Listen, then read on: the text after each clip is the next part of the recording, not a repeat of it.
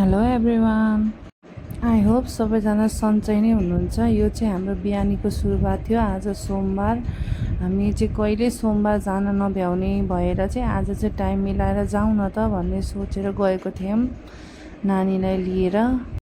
फेरि नानी भन्नुहुन्छ भने नानीको के हो त्यस्तो थाहा छैन होइन। उसलाई अरू ठाउँभन्दा मन्दिर लग्दा चाहिँ ऊ धेरै खुसी हुन्छन् क्या। तर आज भने भिड थियो नि त, अनि ऊ दङ्ग परेर दायाँ बायाँ सबैतिर हेरिरहेका थिए। बाबाको हात समाउँदै मेरो हात समाउँदै मामा आइस्यो न छिटो भनेर तानिरहेको थिएँ। फेरि भिड कति थियो भन्नुहुन्छ भने, अनि सबजनालाई भिड थियो। अब दौडेर भित्र जान नि नमिल्ने। अनि बाबाले एकछिन फुलाउनको लागि नानी हेर न भन्नुभयो।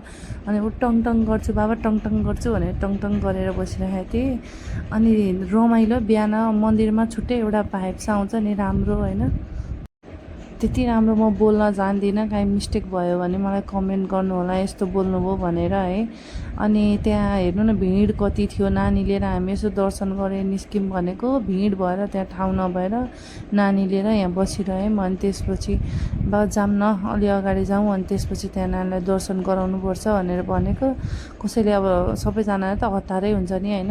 हाम्रो चाहिँ अब अफिस जानुपर्ने भएर चाहिँ अलिक छिटो गर्नुपर्ने हो। पूजा गर्ने तरिका पनि म हेर्छु क्या, सबैको बेग्लै बेग्लै हुन्छ नि। कसैले कसरी गर्नुभएको हुन्छ, कसैले कसरी गर्नुभएको हुन्छ होइन।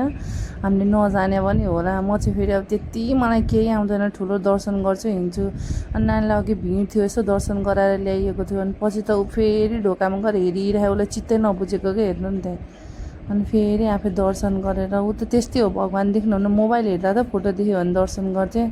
त्यसो दर्शन गरेर निक्लेँ। अनि हामी टिका लाउने ठाउँमा आयौँ। अनि उसलाई टिका सिका लगाइदिइसकेपछि टिका लाउने भने अनि लगाइदिएको।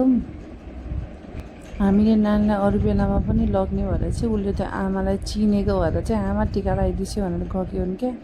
अरू बेलामा जाँदा चाहिँ भिड हुँदैन थियो, कोही हुँदैन थियो, आमा अनि हामी 2-3 जना मात्रै हुन्थ्यौँ र उसलाई त्यस्तो केही लाग्दैन थियो।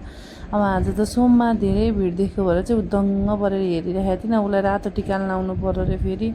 अनि मम्मी लाउने भन्यो भने मैले ल हिँड नि त भनेर उसलाई लगाइदिएँ अरे। अनि फेरि म टिका लाउनलाई बसेँ। अनि मलाई लगाइदिनु भयो भन्नुभयो, बाबाले लगाउनु भयो। अनि त्यसपछि हामी फर्कियौँ। बाबालाई अफिस जान ढिलो भइसकेको थियो। अनि उसले चाहिँ भगवान्लाई बाई गरेको अरे।